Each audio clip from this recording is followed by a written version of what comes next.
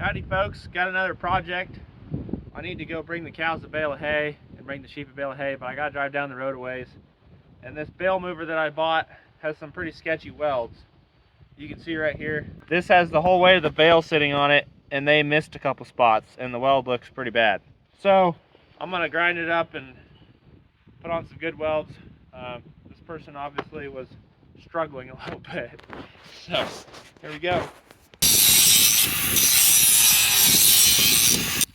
I can't believe some of these actually held, because I've hauled some pretty heavy bales on this already. I knew they were sketchy, but I keep hitting lines in there where it's not even connected. I'm gonna put a gusset in here. I knew we were saving these for something.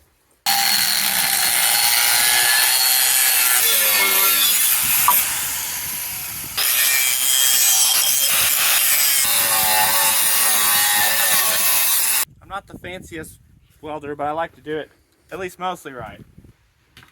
Got some ancient 6010s. We'll see what we can do.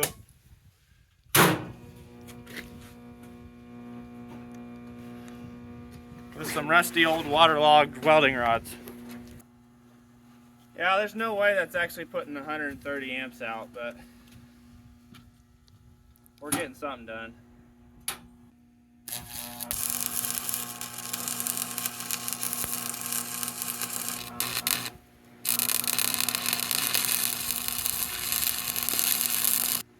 Maybe we should get some new welding rods, Johnny.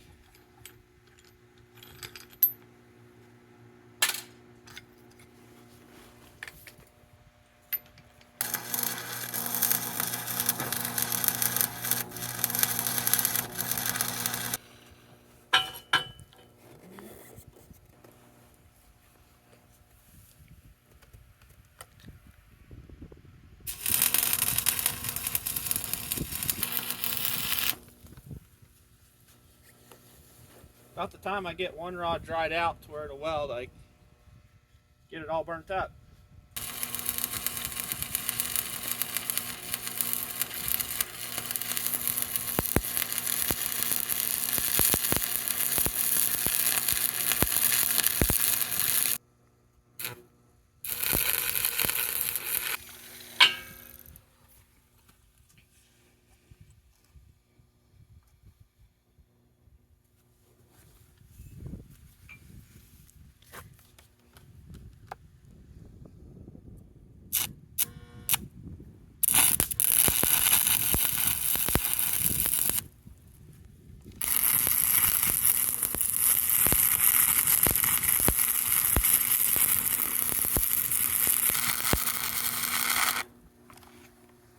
"50-year-old rods sitting in a leaky shed in an open container don't always do very good."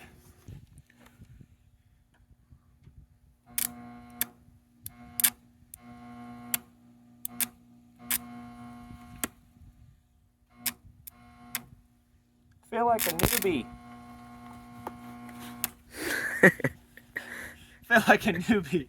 These rods are terrible. Striking up arcs all over the place.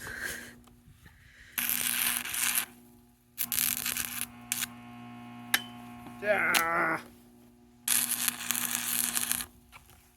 This is what makes you a better welder.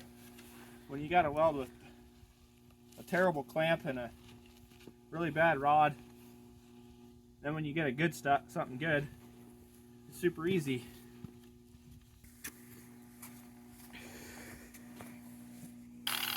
So these 6010s are a fast freeze rod. At least in my opinion they are. So any little jiggle or something, it freezes real quick and you don't have much time to fix it.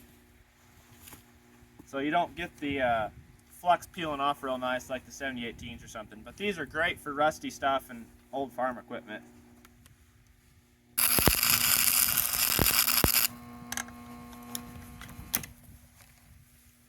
They're terrible when they're wet.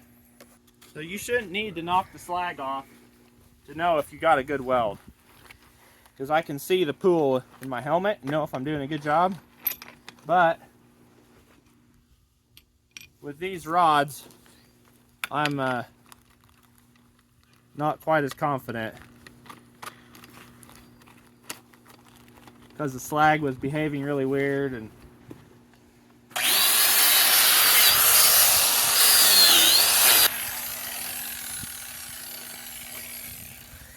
yeah, that's kind of goofy looking.